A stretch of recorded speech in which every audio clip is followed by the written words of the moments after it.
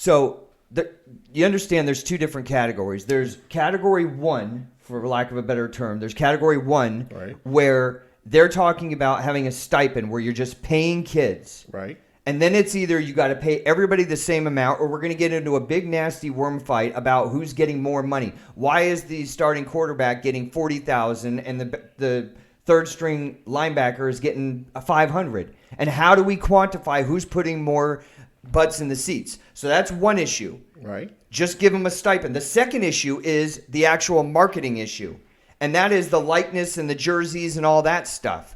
So now we're going to create an uneven playing field when it comes to recruiting, because TCU comes into a recruit's house and says, look, I can get you $100,000 for signatures and jerseys and everything else. And then Alabama walks in and goes, I got 10 guys that'll give you $150,000. And now we've created a nationwide base where it's completely unethical, unequal with the money.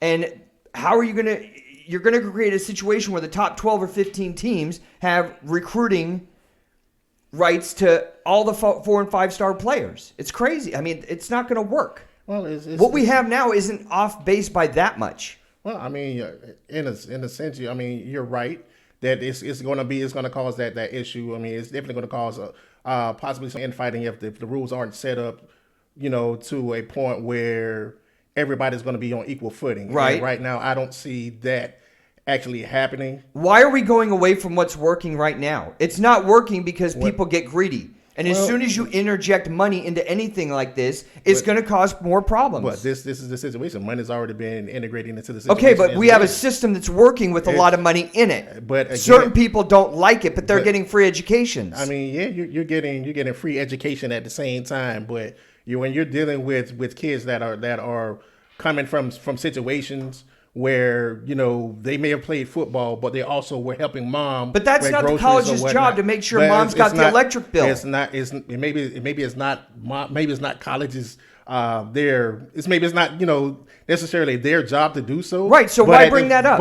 But at the same time, this is what these kids do. This is why these kids. Yeah, but if I'm the college, that's not my problem. But this is why they leave early. Therefore, that's why you have kids right now in the NBA that say screw college. The system that we have now works. The system that we have now works. It works with certain people. Not everybody gets paid. That's the problem. But everybody doesn't play equally. Well, Ron, you tell that to Shabazz Napier. He made it in the NBA.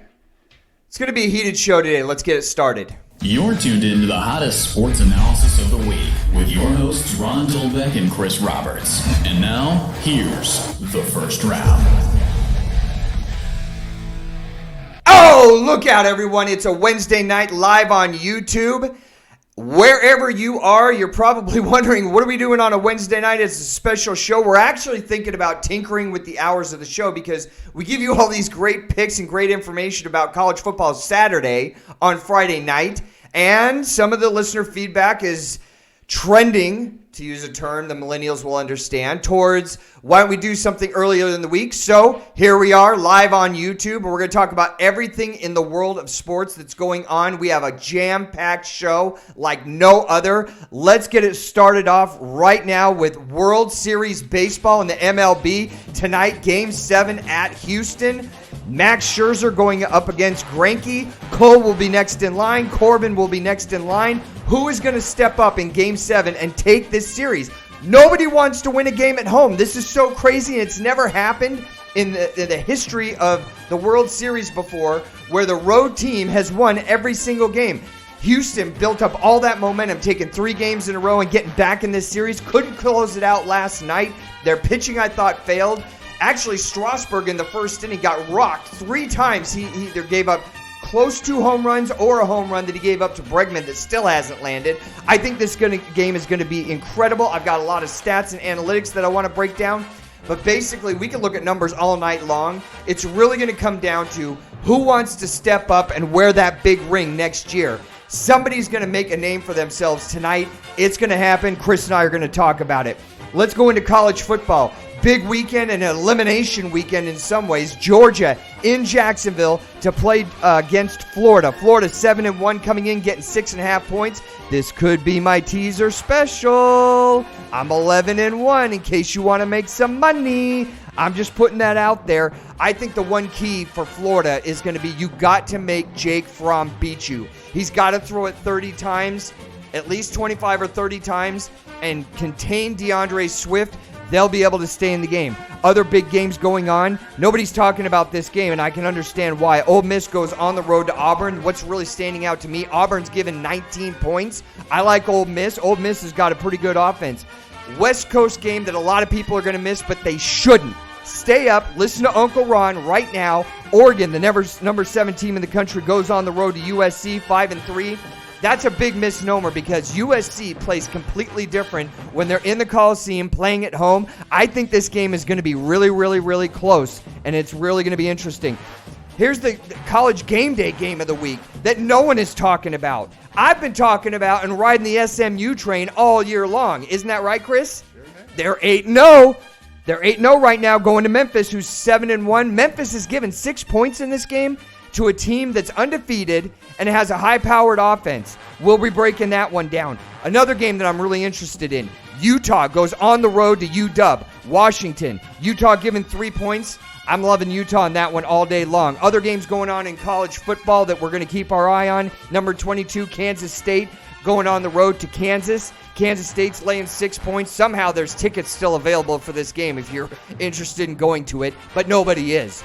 Other games going on. Warford getting 48 points on the road to number 4 Clemson. This one I'm calling the Boredom Bowl. I mean, this is going to be a blowout, no action. Just stay away from it. Those other games that are good. Virginia Tech goes on the road. Notre Dame needs a big bounce-back game. Here's the thing about Notre Dame. They got blown out last week. They're ranked 16th after getting blown out on the road to a Michigan team that's been very questionable this year, and somehow Notre Dame is still ranked higher than Wisconsin, Iowa, Boise State, and a 6-1 Memphis team that if they played in a neutral location would beat down Notre Dame severely. How are all those teams I just named ranked lower than Notre Dame? I don't know. There's a conspiracy. JFK is involved somehow, and so is Elon Musk, but Notre Dame somehow is still ranked 16th in the country. We'll talk about that. My favorite NFL topic, the Cleveland Kardashians. They did it again. They lost. Remember at the beginning of the season, while we were in training camp, Baker Mayfield said, I can't wait to go to Gillette. We're going to find out what kind of team we are. 6 illegal procedure penalties. The first 3 times you had the ball, the first literal 3 times, you gave it to the Patriots in turnovers and get blown out. You look pathetic. I'm going to get into why this is the case because it's not all John Dorsey's fault. I'm looking towards the coach, Freddie Kitchens. We're going to talk about the NFL. Bengals quarterback Andy Dalton gets benched halfway through the season for a rookie. The real story about this is he found out 3 hours before the trade deadline and is incensed at the GM and upper management of the Cincinnati Bengals because it didn't give him an opportunity to get traded to another team. Really? You really want to go over your stats and how much you're making and have this argument? You've won exactly 0 playoff games. I think I hear that movie. What's it called? Frozen? Let it go. Let it go. You got to let that go, boo. That's terrible. You don't know what you're talking about. Immaturity at the highest level. $96 million, and you haven't won a single playoff game. Throw it away, Andy Dalton. Other things going on in the NFL. Jets come out today and say there was 4 teams interested. They were thinking about trading Le'Veon Bell before the trade deadline yesterday. Why? What is the plan here? Get rid of your best players so you can achieve nothing and start another rebuild season? We'll talk more about that. Bears head coach Matt Nagy comes out when asked about if Mitchell Trubisky is still his quarterback of choice. He says yes. He's on a $134 million contract. He's thrown 5 touchdowns and 3 interceptions. He hasn't had a game over 300 yards. I'm asking myself, why aren't we pulling the trigger? Put Chase Daniels in there and hit the reset button right now because I don't see the future in Chicago with Mitchell Trubisky. I've got the stats to back it up. Huge MMA weekend. Nate Diaz in Madison Square Garden against Jorge Masvidal. I think this is going to be a bloodbath. 2 guys at the top of their game. I like Nate Diaz's chin and toughness to eke it out. Also, 1974, on this date, It marks the anniversary of the Royal Rumble. A great fight between Ali and George Foreman. Ali knocks him out. But an awesome fight. And speaking about boxing, I'm looking forward to November 2nd, Las Vegas. Sergey Kovalev, 12 rounds against Canelo Alvarez. Canelo Alvarez has talked too much and stopped taking bull testosterone and saying you don't have problems with steroids. You do. Just own up to it, get clean, and then go get knocked out by Sergey. He's a better boxer. And then a fight that I'm kind of shaking my head on to wrap it up, the last thing with boxing. November 23rd in Las Vegas, Deontay Wilder's fighting Luis Ortiz again. This happened in 2018 at the Barclays Center. It was a 10th round TKO by Deontay Wilder. I don't know. He's just wild. I'm not sure how interested in this fight I am. It's just a build-up fight for February when he's going to probably get into the ring again with Tyson Fury, which I really want to see. And having said all that, welcome to the first round live here on YouTube. It's a Wednesday night. We're glad you're joining us and talking about everything going on in the world of sports with one of my best friends, Chris Roberts, to my left. Hey, what's going on, man? Well, there's so much going on, actually. It just depends on where you want to start. You want to talk about the Cleveland Kardashians. You want to talk about Game 7 in the World Series. Why are the Jets trying to trade Le'Veon Bell? I mean, I can't even put my head around how bad that whole franchise is top to bottom. Adam Gase, it's like pull the trigger on that guy. It's not working out. What direction do you want to go in, man? You want to start with college football? You want to start with the World Series? Hey, your choice, man. Let's go. Okay, let's start with the World Series. Game 7 tonight. The only thing that beats Game 7 in the World Series maybe is the Super Bowl or Game 7 in the NHL, which was sad for me last year because my Bruins lost to the... I was up in D.C. that night. A rainy night in D.C. And my awesome mom out in California, Pat Dahlbeck, had flown out to D.C. and we were hanging out. I surprised her there and we were in a bar and the bar was literally packed. I mean, it was standing room only, and it was split right down the middle. Half of them were Blues fans, and then there was, the black and yellow. Right. And the Bruins fans. Game 7, you're in the Garden. You had all the momentum, and the Blues just took it to them, and it wasn't a good Game 7. But hopefully, tonight will be a good Game 7. What are you looking forward to? All right, where's your interest level from 1 to 10 on this game, Chris? Oh, man, my interest level is very high. I mean, knowing the stakes that you have going on with this game. I mean, you put so much. I mean, I know. I got some money on this Astros, man. I was upset last night. I bet you were. I mean, Manny and I were sitting there watching the game crying. I was like, oh, man, the first inning, it was 2 home runs within 5 feet. Right. And then an actual Bregman hit a home run that hasn't even landed. I mean, that went off the roof and is going into outer space. But yeah. And then Strasburg settles down. Yep. And their hitting comes around. Mm-hmm. And the Astros didn't. Again. And there's some stupid controversy, which is becoming more and more prevalent, unfortunately, in sports.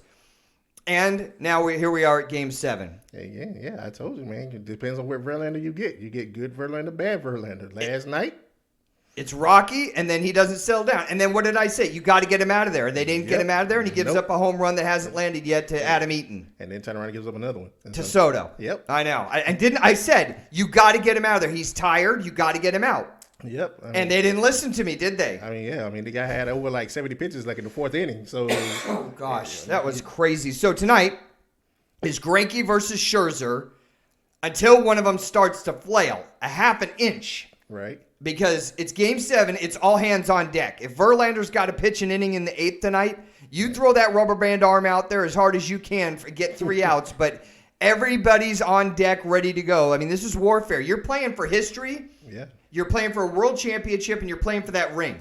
Right. Have you ever been to the Baseball Hall of Fame yet? No, I haven't taken a trip yet. They have such a cool display there. If anybody hasn't been there, if you're into baseball or into memorabilia at all, it's a cool day to spend in there. But they have a box. Right. And inside the box, you can walk around it, 360, is every single championship ring that's ever been handed out. Oh, wow. And it starts from these little small ones that look kind of like a 50s style, like a fraternity pin. Right. And then they go to like class rings that I would have gotten when I graduated in high school in 2010. I'm only 27 years old. And why are you looking at me weird? Taylor, don't look at me weird.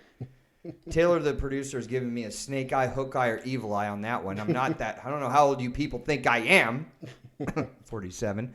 Anyway, it looks like a little tiny one, and then you graduate up to these monolithic, looks like 4 ice cubes are glued together. Exactly. But it's really cool to see the maturation of these rings. And you got to think, if I'm in that dugout, I'm thinking to myself, tonight history's going to be made one way or the other, and I can walk out of here with one of those rings for the rest of my life. Kind of like Bill Parcells says, no one can take it away from you. You won a championship. Yep. And you could get that ring on you, but somebody's going to have to step up. I think somebody's going to step up tonight. And if it's Houston, it's somebody that's probably already stepped up because everybody in their lineup can hit. If it's the Nationals, Rendon hasn't had a great series. Yeah. Soto has had a pretty good series. Right. But nobody else. Here's the batting averages for the Washington Nationals during the World Series. Turner, leadoff guy, 167. Rendon, .083. Soto, 0 for 3. These are all their stats against Greinke, by the way. Soto, 0 for 3. Kendrick is batting .250. Zimmerman, .333. Pretty good. Robles, he's only faced him twice. He's 0 for 2. Eaton is actually a good hitter against Greinke. He's batting .400, but that's only 2 for 5. Right. So there's not a big sample size there. And Cabrera is 16 for 37. He's batting .432 against Greinke. I think if Greinke can give him a solid 4, 5, or 6 innings, I think that the Astros hitting is enough. They have the experience. They're playing at home. They have better hitting. I don't know what I'm getting with Max Scherzer. 2 days ago, yesterday he couldn't start. 2 days ago, 3 days ago, he was having back spasms. I don't know what I'm getting with that. It's not because I have money on the game, but I'm going with Houston by 2 runs. You never predict baseball by runs, but I'm going to say Houston by 2.5 runs if I'm making the line. I don't know, man. This series has been so up and down, backwards and forwards, and I could actually see Washington pulling this out. I know, and I could see that. I could totally see that too, which I'm not even supposed to say, because if you follow sports like I have for over 30 years, and Chris, I know you believe in this, bad voodoo. Yeah. You can't talk about it. So I don't even want to say that I could see that happening, what you just said, but I'm not saying it because that stuff happens. Yeah. I believe in bad voodoo. I'm hoping it's a good game. I'm really trying to tiptoe around this one. I'm hoping it's a good game. No one's won at home. Exactly. That's my point. So I'm thinking the streak's got to break tonight, and I'm hoping it breaks my way. I hope so for your sake it does, and the bad guy as well. I hope he breaks his way as well. I mean, that's the bad guys. The bad guy, the guy who owns the bed shop in Houston. Mattress Mac. He's got $11 million on the line tonight. Yes, so that's a lot more cheddar than it takes me a week of modeling over in Kazakhstan, doing my calendar that I put out every year to help support underage unemployed children in Kazakhstan. It's been going really well lately, but it takes me 2 weeks of doing that calendar to come up with $11 million. No comment needed. So, how do you see the game breaking down tonight? Because I told you the way I see it shaking down. I see this game. I'd say it being like a 1-2 game. Difference between a 1 and 2 run score in the game. I see it actually Houston pulling it out. I say 4-3. Oh, can you imagine the 9th inning in Minute Maid Park if it's 4-3 in the top of the 9th? Yeah. I mean, that place will be tighter than a violin string. Yeah. Yeah. I love the experience factor for the Astros. And here's the thing. I think the Astros are going to come in cooler than the other side of the pillow. But you know what the sick thing is? And I'm not even supposed to be saying this, is I think the Nationals aren't going to be overwhelmed by the bright lights of a Game 7. I think that they're going to come in kind of with a nothing to lose attitude. And I don't think they're going to be fazed by the fact that it's a Game 7. Do you? I don't think so either. I think right now Washington's playing with house money. You look at last night, they were supposed to be taken out last night, and just to see that hitting come through in the 4th inning, the way it did to actually, swing the momentum the other way, Washington actually has the momentum going into this game tonight. So I don't know. I don't know about that. I would say it's a split. I mean, I'd say that the momentum is very, very split 50-50 evenly right now. Here's some analytics and some facts and some numbers that mean absolutely nothing if you want to put them towards making a wager. In Game 7s, 2017, Houston goes on the road to LA and beats the Dodgers, wins Game 7. Home teams in Game 7 of the World Series. Home teams. Home teams, yeah. Okay, so there's been 39 games, Game 7s. Mm-hmm. What do you think the home team's record is? Right around like 40%. 19-20. Oh, really? Home teams in Game 7 of the World Series are 19-20 all time. Team that scores first in Game 7 of the World Series, there's been 44 of them. Right. 25-14. Wow. If you score first, 25-14. So there's some interesting stats out there, and there's some interesting history, which, like I said, all accumulated means absolutely nothing, which is the same QBR rating that Baker Mayfield has. Thank you. I'll be here all week from 7 till 7:05 signing autographs in the lobby. So throw out all the analytics. I never understood when they say, over the history of Chicago playing against Boston, they're this record. Right. Those are guys that aren't on the team, managers that aren't managing. You're going back 40 and 50 years with some of these stats. None of that matters. Right. The only thing that matters is who's motivated tonight. Yep. Who can stay calm under the pressure? Yep. Who's going to step up and make a big play? I think the opportunity to make a big play more rests on the side of Houston because they've been there and they have better hitters and they have just as good pitching. I think their pitching is actually deeper because if Greinke doesn't work out, they're going to yank him faster than lightning, and they're going to throw Cole in there. They'll throw Peacock. I mean, they've got a great bullpen. I just think the edge is with Houston. Yeah, I mean, all hands are on deck, but I kind of like Washington, even though I kind of think the Astros will win, but Washington just has that factor. Something's going on. They have something that's going on. I mean, Yeah. Really, if you look at the second half of the MLB season, they have the exact same record. Exact same record, right? Yeah, so I mean, and they're not phased by this. Not at all. And that's freaking me out. I mean, you got to think. I mean, they took out basically the equivalent of the New York Yankees in the ALCS when they went to LA and beat the Dodgers. Oh, in the NLCS, yeah. So nobody saw that coming. Exactly, nobody saw that coming. No as well. way. So for them to be in this series the way it is, I mean, I don't think they'll be phased at all. So you're still taking Houston I still think Houston in a close game. In a close game, I am too, and so is my wallet. Believe me. Switching gears, I have not heard this much trash talk coming into a Georgia-Florida game as I have seen on Twitter, as I have seen on message boards, as I have seen talking to other people that are into college football, as this year. This is like nuclear. This is like DEFCON 2 level of trash talking. Maybe it's because the teams are so evenly matched, and the spread somehow is 6.5. Georgia minus 6.5. Does somebody know something I don't know? Because I think these teams are a lot more evenly matched than that. Right. I think so as well. But I mean, you got to think Florida has now just had like a resurgence over the last couple of years. I mean, it was all Georgia when it came down to playing dominant football. Florida's having 2 consecutive good years going, so you know it's going to be a lot of trash talk. What I'm looking for in this game, and I don't have a team. I'm not picking a team on this one. I am a UF grad, but I mean, I'm not throwing my hat in anywhere. I just would love to see a competitive game. Right. Is if I'm on Florida's side, you got to put 7 or 8 in the box and say, you're not running. DeAndre Swift, we're going to shut you down. We're going to make Jake Fromm beat us. That's what's got to happen. I mean, I've fallen off the Jake Fromm wagon because at the beginning of the season, I was like, hey, Georgia's one of my hot 6 picks for the year. Right. So was Texas. How's that working out? I don't think that Georgia's fallen completely off the train like Texas has, but I'm going to make Jake Fromm beat me. If you're going to win, you're going to have to throw against my secondary, and I'm going to put my 7 or 8 in the box every single time and stop your run. I'm going to make you one-dimensional. Now, turnovers and, freak things that can happen, playing field position, those all carry into it. Coaching-wise, I think Kirby gets the edge defensively, and I think Dan gets the edge offensively, so they're evenly matched.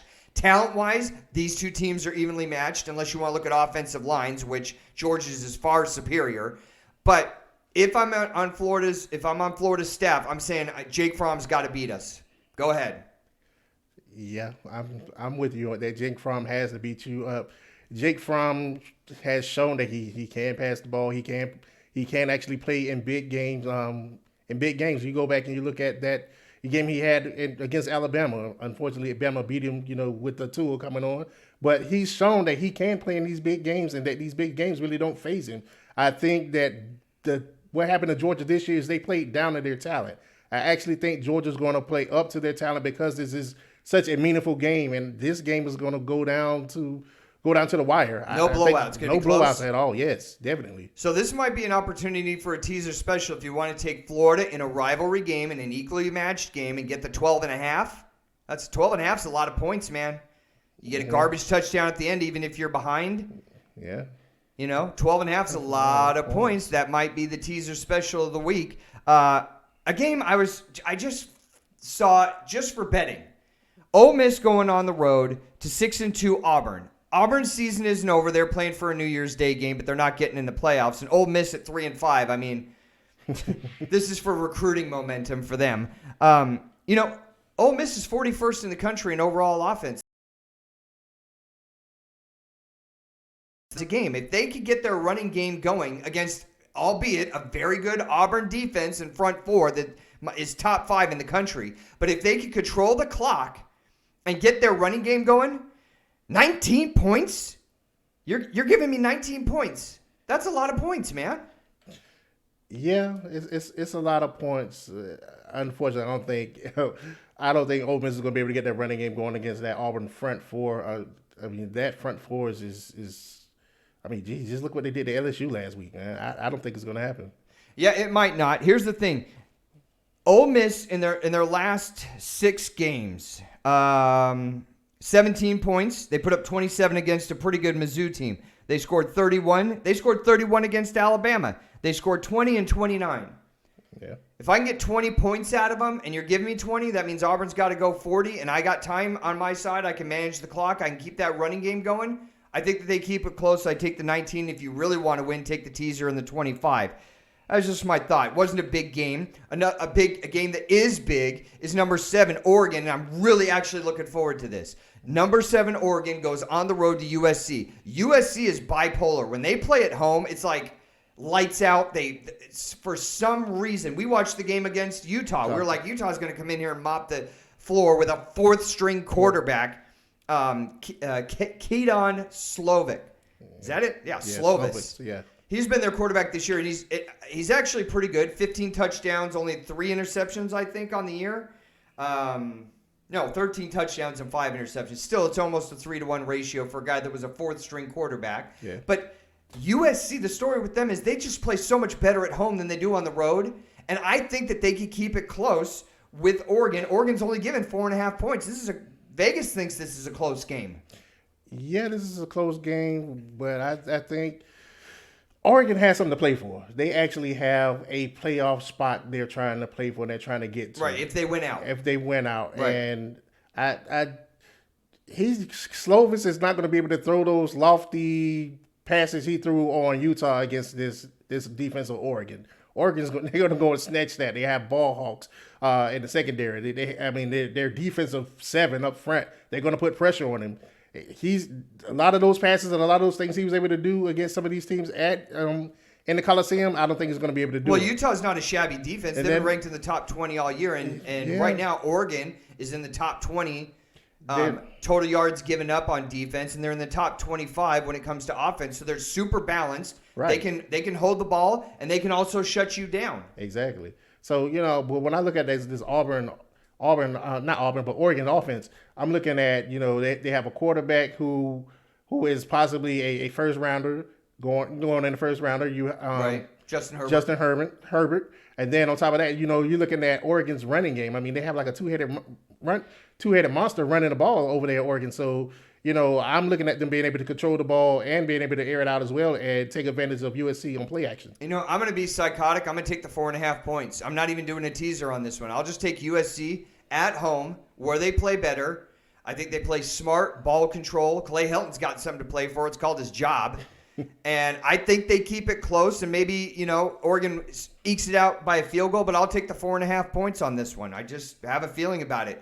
SMU, number 15 in the country. They're 8-0. They're going on the road to Memphis. Memphis is 7-1. They're given 6 points. That seems like a big number going up against an SMU team that's 1 undefeated, 2, has a proven quarterback in Shane Buechele. And 3, has a really good offense. They're 10th in the country in overall offense. Right. But it's something about Memphis. I don't know what it is about Memphis going against undefeated teams or whatnot. Memphis always finds a way to upset those teams. If you go back and look at the past few seasons, Memphis has always been that giant killer that came in that will beat a team like a South Florida or UCF or someone like that in their conference and just knock them out. So I'm looking for this to be a close game. Well, SMU's averaging. I don't know. You guys probably can't see this. Man, he's over here and he wants some loving. SMU's averaging 500 yards a game in offense. Right. So that's not good. And that means time control. We control the game. Yeah. So that's a huge hurdle for Memphis to overcome, I think. Memphis, on the other hand, averages almost 500 themselves, 470 yards in offense every game. And the thing when we're talking about Memphis is their quarterback, Brady White. He's thrown 20 touchdowns and only 4 interceptions. I like that number. Right. He's not making mistakes. Exactly. Yeah, I think this is going to be a shootout, and I think 6 points for such a close game seems like it's too much. It is. Give Manny some love on camera right Come there. here, man. Come here, Manny. Get him up there. Manny Fresh, come here. Come here, buddy. Come here. I don't know what he's doing tonight. He's The last back and couple forth, weeks, man. he's wanted to hang out in the studio. Back and forth. I'll take SMU. I'll take a proven quarterback. I'll take 500 yards a game in offense, and I'll take the 6 points all day long. I know it's a road game. I know Memphis is going to be going crazy with College game day.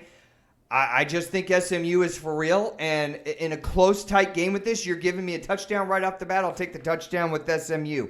Number 9, Utah goes on the road to UW up in Washington. Yeah. They're going to be going crazy. Washington, to me, is bipolar. Utah's only laying 3 points for some reason that I can't even explain. I'm loving Utah in this.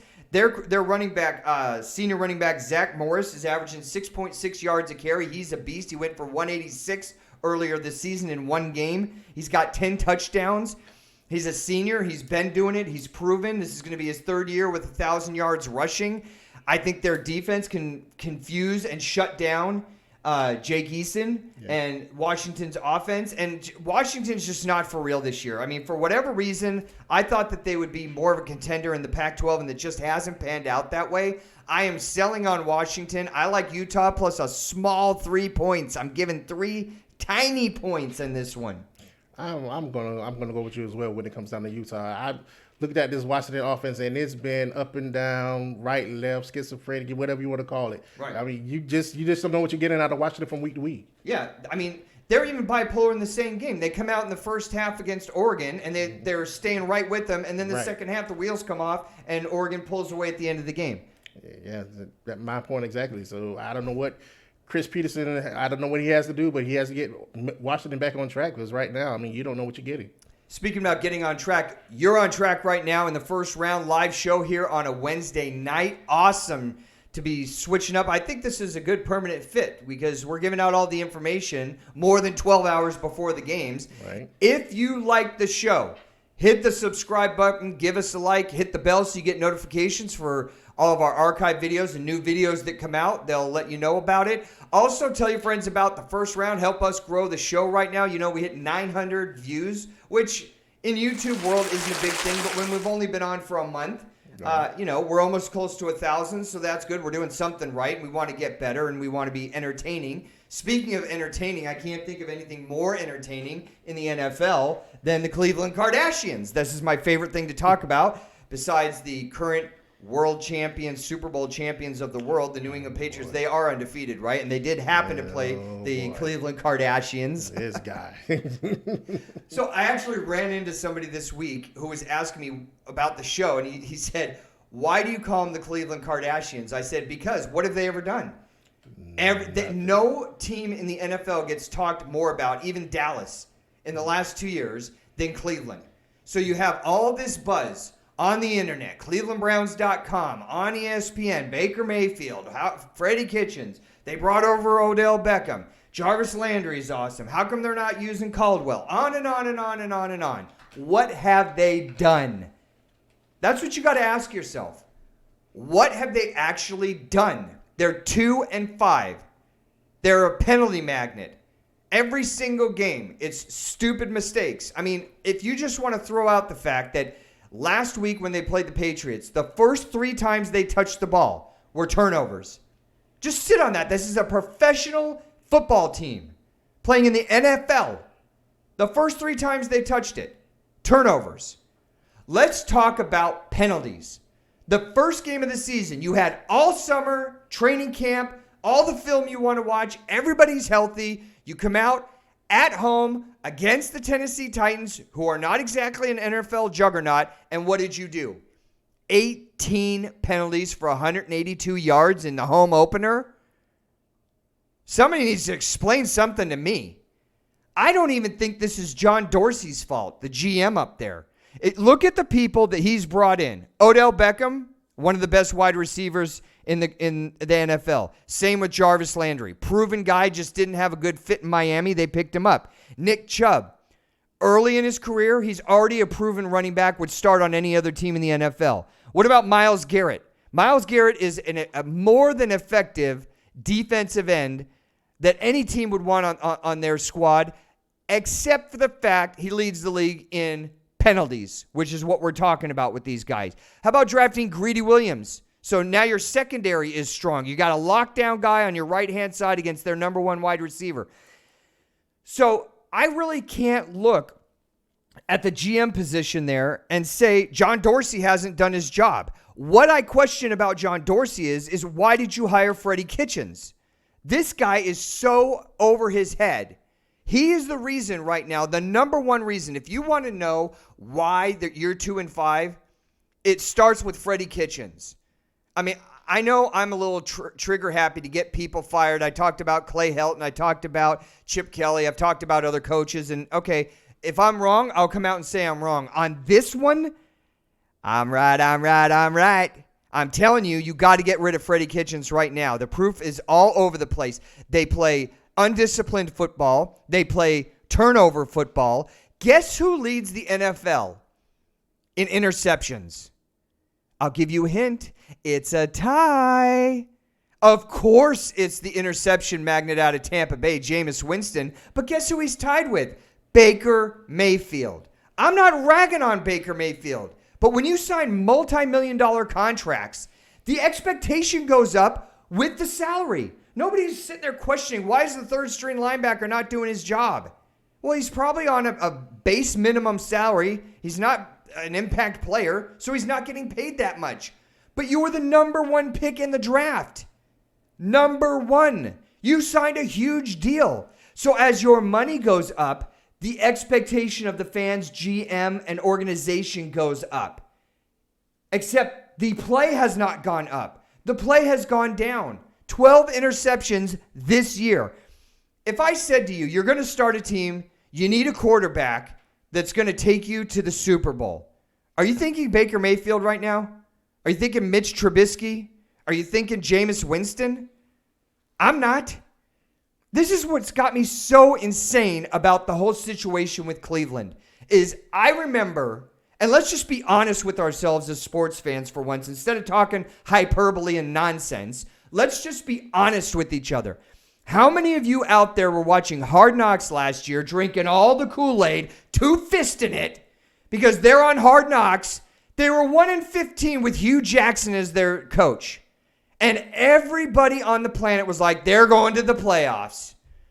The Browns are going to the playoffs last year. Really? How'd that work out? Then you bring in a head case who's very talented, Odell Beckham Jr., and you have Freddie Kitchens as your coach. How's it working out at 2-5? How many of you were drinking the Kool-Aid this year saying, well, last year we made a lot of gains and progress. This year it's for real, Ron. This year Cleveland is real. When Baker came out in the preseason and said, I can't wait to go to Gillette. We're really going to see what we're made of. Were you buying that? Were you going, yeah, he's right. Baker's going to go into Gillette and do what? Turn it over. First 3 plays, turnover. 6 illegal procedure penalties in that game alone. 6. That's undisciplined, stupid football. Here is what all you need to know about the Cleveland Kardashians right here. Okay? It's 4th and 11. You're going to punt the ball. The punt team comes on, and guess what happens? There's a 5-yard penalty. So what does Freddie Kitchens do when it's 4th and 16? He brings the punt squad off from his own 20-yard line, of course, because Bill Belichick or any other reasonable coach would do the same thing. He sends Baker Mayfield out on his own 20-yard line in your own red zone on 4th and 16. What kind of galactically challenged thought is that? Like, what made you sit down? What film were you watching where you're like, the best coaches ever in the NFL, they would do this? We were going to punt on 4th and 11. Then, being the idiots that we are and the undisciplined team that we are, we get a penalty. So on 4th and 16 in our own red zone, I think the most obvious choice is to send my offense back out there and go for it on 4th and 16 against the NFL's number 1 defense and possibly the best secondary that's been in the NFL over the past 5 years. That's what I think I should do. Yeah, that sounds reasonable. I mean, like, how large is the pile of cocaine that you're smoking at your desk, Freddie Kitchens, to get to a position where you look at that and go, yeah, 4th and 11, we're going to punt. Wait, hold on. We screwed up again? Oh, okay, it's 4th and 16? Well, let's send our second-year quarterback out there who has the 55th best QBR in the NFL. That means 32 starters have a better QBR than Baker Mayfield. And then you got backups that have a better QBR than him. This is the most insane stat of all. Do you know who has a better QBR than Baker Mayfield right now? How about Odell Beckham Jr., his wide receiver? Odell Beckham Jr. has an 85 QBR rating. Put that in your pipe and smoke it and tell me how you're feeling in an hour. What has to happen before all these guys that are now closet Kardashian fans come out and admit, I was on the train. I signed up last year and said they're going to make the playoffs. Really? Playoffs? They're making the playoffs? They're not making the playoffs this year. And this is a year where the Pittsburgh is down. The Ravens are a solid team, but they're still trying to figure out what Lamar Jackson is all about. This should have been the year where the window was open to them. And it's not. We're seeing the same stupid stuff. FireFreddyKitchens.com. Somebody that's watching right now is going to start that website. Chris, do you have anything to add that I've missed? Nothing at all. You covered it. I mean, that's just, I don't even know where to put this anymore in my head. Stop talking about Cleveland until you do something. I mean, how many commercials has Baker Mayfield made in this last offseason? I mean, he's getting it around like Peyton Manning Shaq territory where it's like he'll endorse anything. I think so. I mean, you had the one with him with the fans leaving and him taking a mini vacuuming up the stadium. Yeah, is there anything that he won't endorse? I mean, there's a pacifier that has anthrax in it and it lights on fire the minute your kid picks it up. Yeah, I'll sell that. Yeah, I mean, that's... How about not selling stuff and getting some wins? Wins are W's. That's where you score more than the other team. And the more wins you get, then you get into the playoffs and you might have a chance. I mean, I don't want to get sick, but if you get a lot of wins, you could get into the playoffs and maybe even make it to the Super Bowl. See, that's what New England does. When was the last time you saw Tom Brady doing a commercial? Bill Belichick. I haven't. No. They're in the Super Bowl, right? Like every year. They're like the gold standard for NFL franchises, right? Or am I out of my mind? Yeah, I mean, they're like typical cyborgs. I mean, just go to work, come home, right? Practice, whatever. That's them. Yeah, just do your job. Your job's not to sell stuff. Hey, Odell Beckham, your job isn't to show up on the field with a $250,000 sundial hanging off your wrist and playing a football game with a $250,000 watch. What is that about? How is that helping you to get more open? Oh, it's not. Okay, so that's the Cleveland Kardashians right there in a nutshell. I mean, how many stupid facts do we have to lay out before people start realizing, hey, they're not that good? Maybe I should jump off this train. I'm about to have an aneurysm, man. They're averaging 10 penalties a game, Chris. 10. 13 penalties committed against Cleveland during the New England game last week for 85 yards. It's like, just be honest with yourself. You jumped on the train, just get off it. They're not that good.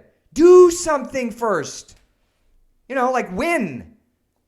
Have a record over 500. We're not even asking you to win the playoffs. Just stop talking about making the Super Bowl in 2 years, going into Gillette and showing the NFL what you're really made of.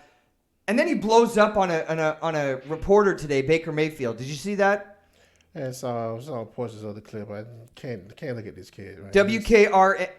WKRNR, Tony Grossi was asking him legitimate questions, and he got so frustrated, he walked out of the press conference. That's Baker Mayfield. I mean, he acts like he's about 5 years old sometimes, honestly. I mean, hey, that's your quarterback that's going to take you, because that's what Tom Brady does, right? Yeah. That's what Peyton Manning used to do. He used to act like that, right? Right. That's what Aaron Rodgers does. You know, all the greats. Yeah, Rodgers does do that, though. Well, he's a little prissy. Yeah. But he's not immature. Yeah. He might be an outliner with his personality, but he's not immature and he's not 15 years old. No. Baker really comes off like a spoiled high school kid to me. I mean, that's what you have when you have these entitled kids coming out of college now. It's crazy. Anyway, Bengals quarterback Andy Dalton gets upset. This is another one. $96 million contract for Andy Dalton. $96 million, okay? He gets benched. Yeah. Then he storms up to the GM's office and talks about, you only told me 3 hours before the trading deadline, and now I'm not able to get traded. That's the main concern. How many playoff games have you won, Andy Dalton? Let me help you out. 0.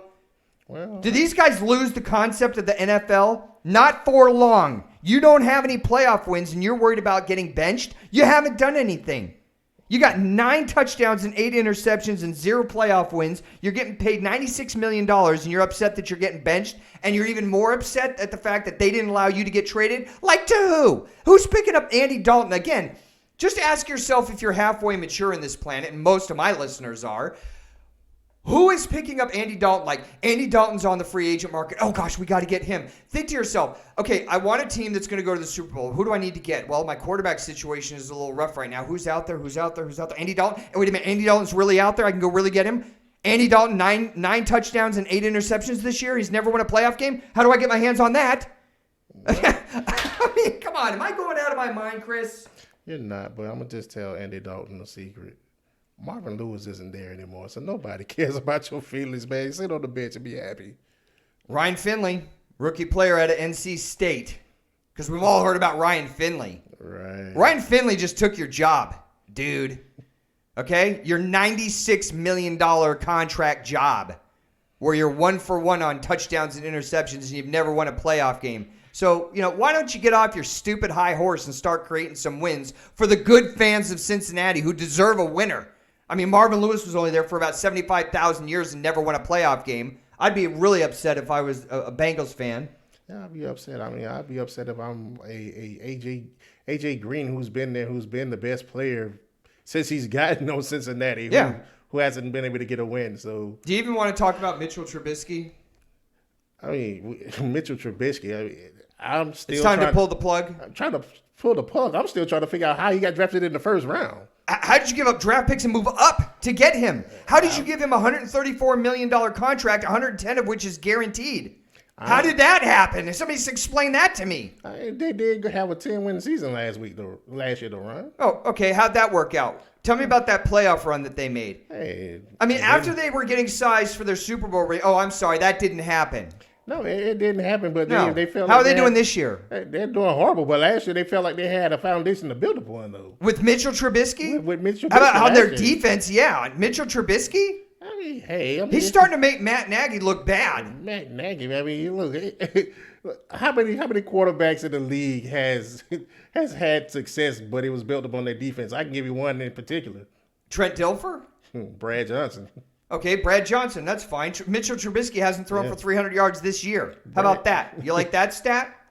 Brad Johnson may have threw like 13 touchdowns that one season that Baltimore won the Super Bowl. Mitchell Trubisky, in 7 games so far, has thrown 5 touchdowns. Yeah. He's thrown 3 interceptions. Yeah, I mean... He would have an average season if you add those together and had 8 touchdowns. He hasn't even done that. Well, $134 million contract, 110's guaranteed, and he's thrown 5 touchdowns in 7 games. Hello? He can't throw over 30 yards. He's completely incompetent throwing it over 30 yards. There's no deep threat on that team. No, it really isn't. But I think they hired, the reason they picked him up is because of the quick passing scheme that North Carolina had, and they thought it would actually work in the league, and it doesn't. It doesn't. So are you ready to pull the trigger on him?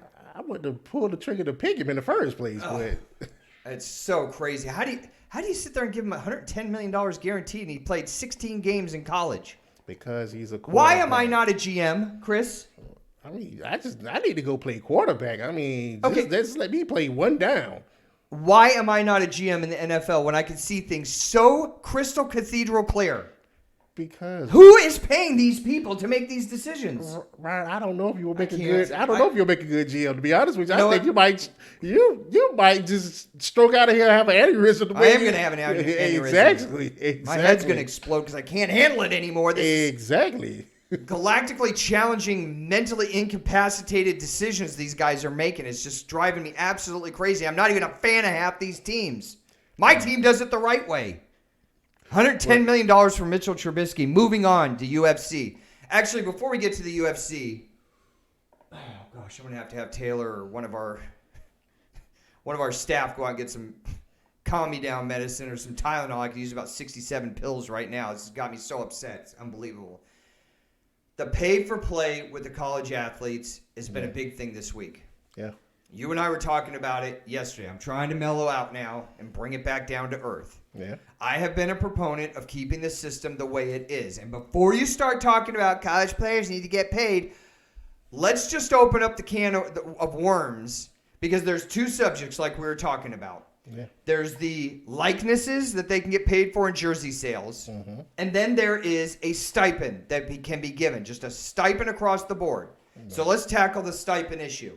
If we're going to give all the players a stipend, is it going to be the same? In other words, Tim Tebow is getting paid the same as the third string linebacker who's not putting any butts in the seats. He's not selling any jerseys. But if we're going to go with a stipend, we're going to have everybody getting paid the same, or Tim Tebow's getting paid more, and now we create a massively uneven recruiting base because the top 12 to 15 colleges that have all the money are going to walk into the small colleges, and they're going to be like, hey, you want to go play at TCU, that's fine, but I can get you $1 million this year, and they can get you $100,000. Well, I mean, that's the resources aren't there for those smaller colleges. Well, that's where it comes in, and that's why I think that that's why I think it has to be a stipend. It can't be any other way. It has to be a stipend that's paid across the board, evenly across the board. Okay, so now, this is really going to be wrong, because let's say Joe Burrow is getting, let's just say $500 a game. Right. And the third string linebacker is also getting $500 a game, and he doesn't have to bust his butt. He's not out there getting lit up by the defensive linemen in the SEC every single week. He's not putting any butts in the seats. He's not selling any jerseys, and he's getting the same $500 a week as Joe Burrow or anybody else. But he's out there with the same practice as Joe Burrow, doing the same thing. He may not be. Those guys aren't giving him. He may not be out there. He's got no future to make the NFL, and he's cracking his butt as hard as J.K. Dobbins is. Come on. He's out there. He's practicing with these guys. I mean, they're going through it as a team. Everybody's out there 2 days. It doesn't matter who you are. Everybody's out there. Everybody's practicing. Everybody's doing the same drills.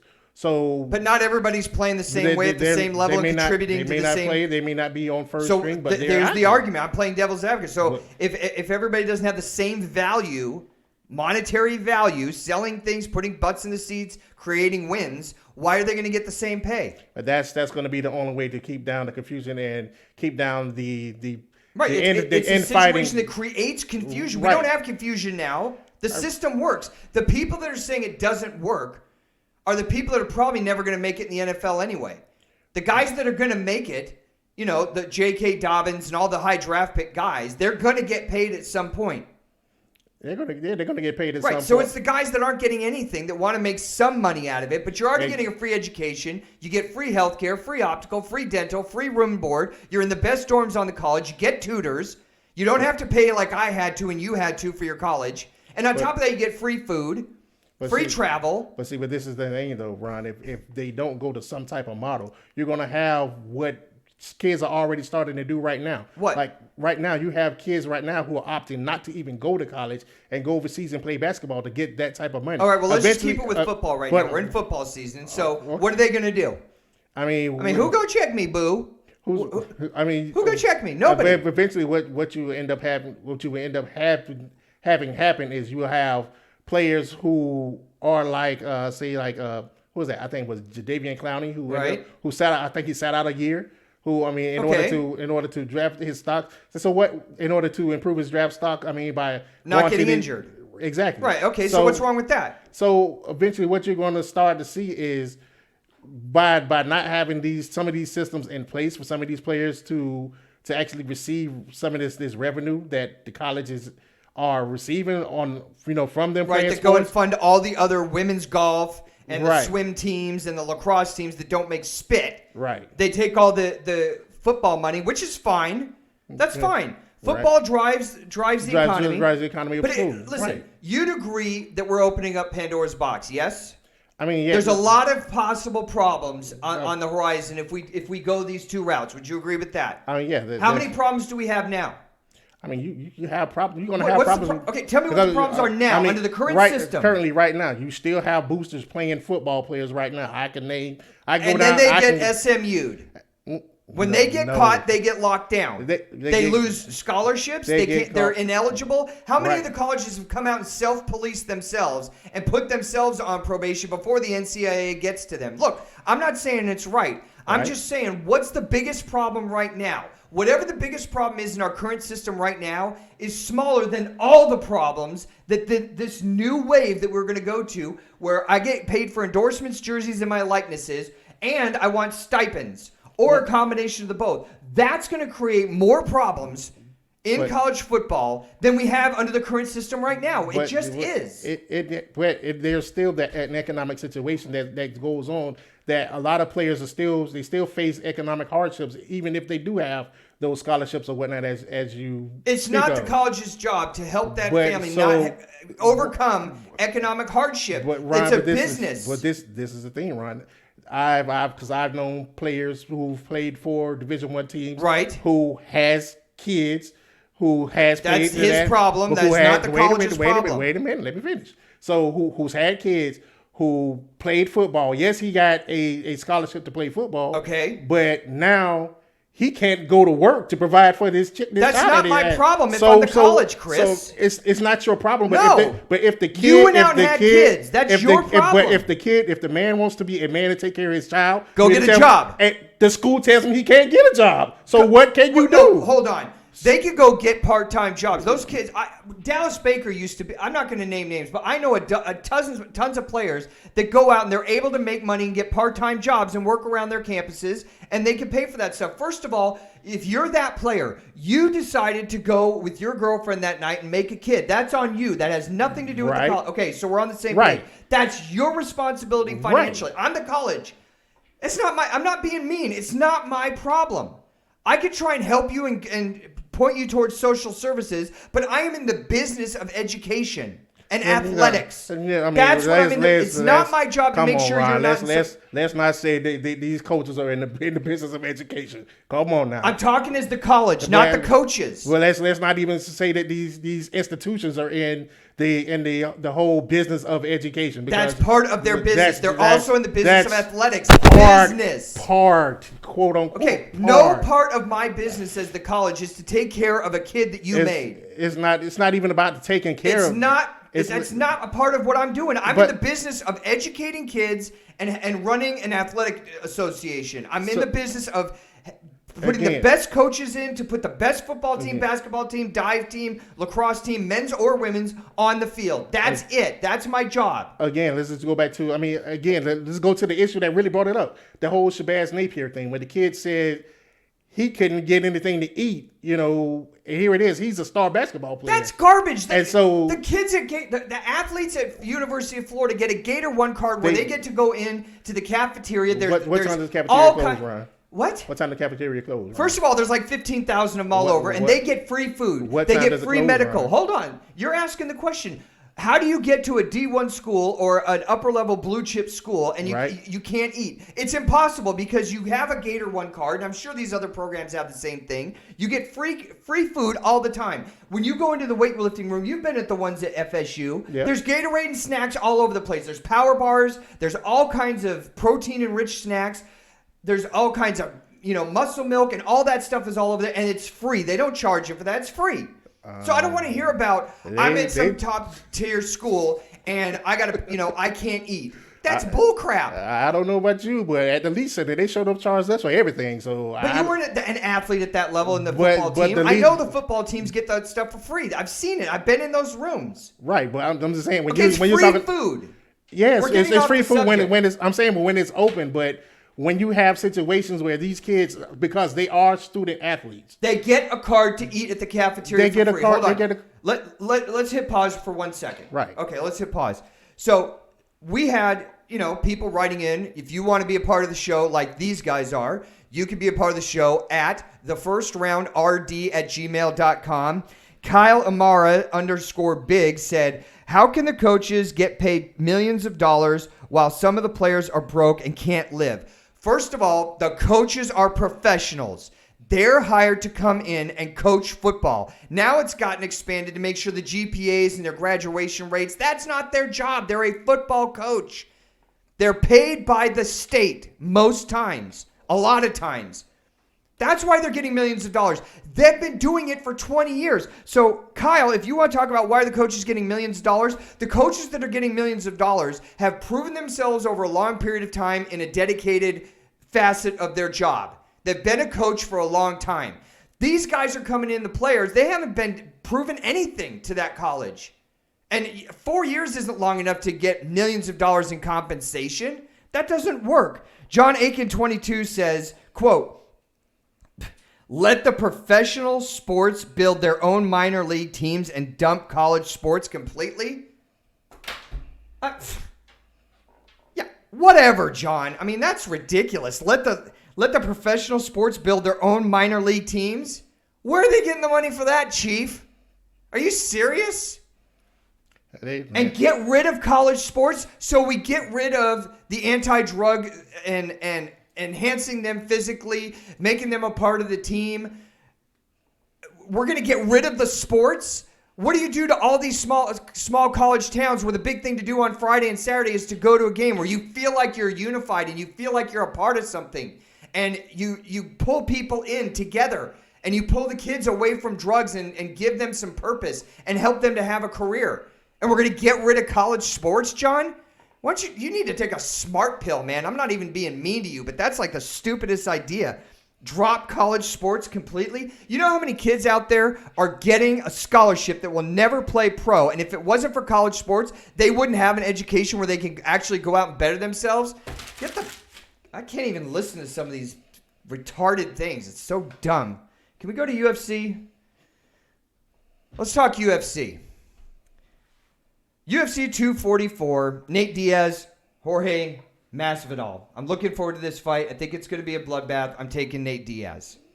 I'm just going to take Nate Diaz because he's a striker. I mean, he can get you down on the ground, and he's just a brawler, man.